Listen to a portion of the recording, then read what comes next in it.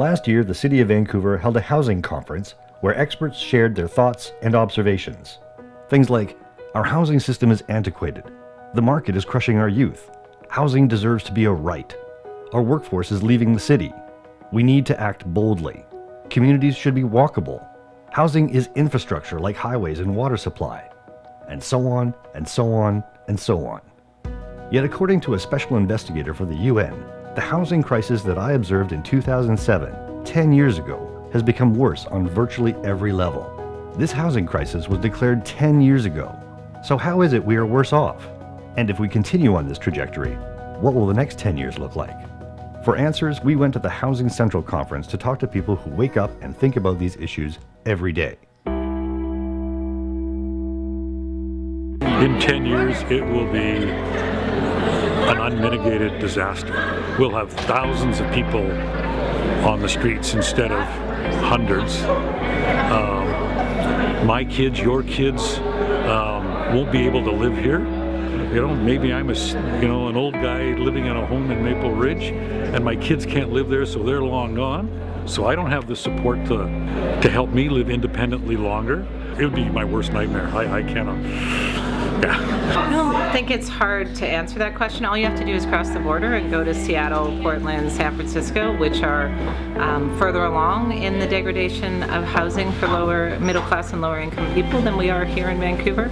I think this is essentially the natural trajectory of capitalism that doesn't have a social policy framework to help ensure that those people who aren't participating in the capital market because they don't own have some way of ensuring security of tenure over the long term. Well, I think you're going to see the city gutted out in a lot of ways.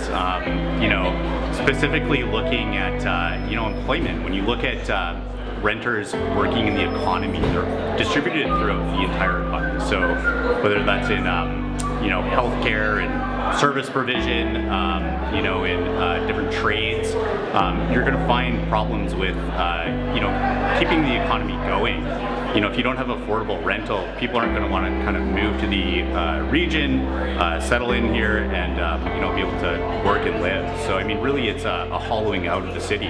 I mean, the big fear that I think a lot of people have, and I think it's certainly something to be worried about, is that Vancouver, for instance, might turn into this kind of resort town for the wealthy, while things for the poor, or in some cases even the middle class, get worse. So that's the concern, and that's where I think we don't want to be in 10 years. So how do we make a course correction? Can we even turn this around? Will renters who are of low and moderate incomes be able to look up from the drudgery of just trying to pay their rent and make their voices heard? What can we do as individuals? Get involved. Get involved. Go and sit in your city council chambers, wherever you live, and listen to what those guys are saying and doing or not doing. The most discouraging thing in my 12 years of elected life was sitting there and looking at 3 people in the gallery. Almost all 10 years I was on council, I would sit in community planning meeting after community planning meeting, housing public hearing after housing public hearing, and I'm not kidding, not exaggerating, only owners in a city where more than half of the households rent, who would come and make representations about what the housing needs are. And while their housing needs are perfectly legitimate of owners, renters also have legitimate housing needs and need a voice at the table. So I think being in the same room was the first step. Building the capacity and planning and sort of city speak literacy of the renters in the city is part of it. The tenants unions work is quite critical, because I think the city, we were kind of waiting for grassroots organizing to happen. It wasn't, so we started the Renters Advisory Committee, but we were hoping that would lead to grassroots organizing, because I think a city advocating to itself has some value. The community advocating for itself has a lot more value, and I'm really glad to see the outgrowth of renters advocating for rentals in the city. You can get out there as renters and voice your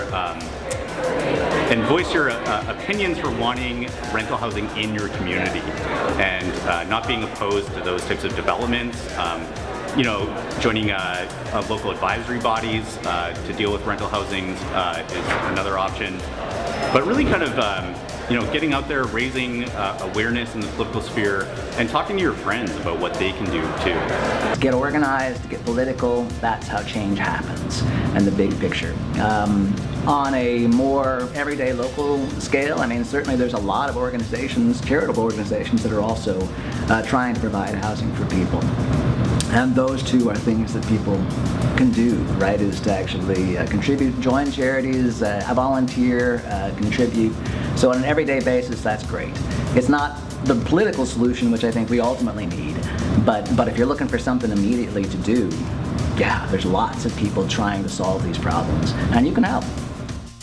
If civic engagement is the path towards reconnecting the City of Vancouver's political decisions with the needs of renters, then the question is not, how will they solve the affordability crisis, but rather, how will we fix it? Civic engagement is an opportunity everyone has to transform our communities, speak about our larger social fabric, and shape our society. So what's it going to be, Vancouver? Will you participate in the governance of your communities, or become a city of spectators as the place you call home gets further and further out of reach?